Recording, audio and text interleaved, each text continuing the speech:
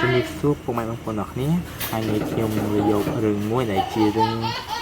យូរហើយតែវាល្អមើលបងប្អូនខ្ញុំយករឿងនេះមកប្រាប់បងប្អូនសម្រាប់បងប្អូនណាដែលមិនទាន់មើលអាចចូលមើលនៅក្នុង Telegram របស់ខ្ញុំបានព្រោះក្នុង Telegram របស់ខ្ញុំបានផុសដល់ចប់រឿងយូរហើយប្រហែលជា2 3ឆ្នាំមុនរឿងនេះមានចំណងជើងថាខ្ញុំអត់ស្ទង់គុតបងប្អូនចង់ចូលមើលអាចចូលមើលនៅក្នុង Telegram របស់ខ្ញុំបាន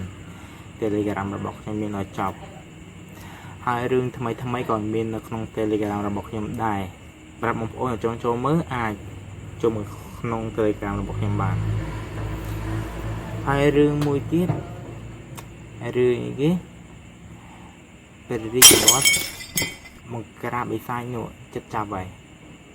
ខ្ញុំបងប្អូនណាតាមដានរឿងនឹងខ្លះអាចនិយាយពីអារម្មណ៍បានអត់ខ្ញុំមើលរឿងនឹងយូរទៅតឹងទ្រូងមើលម្ដងតឹងទ្រូងទូម្ដងមួយតែនេះអញ្ចឹងវីដេអូមានប៉ុណ្ណឹងបងប្អូនសូមអរគុណបងប្អូន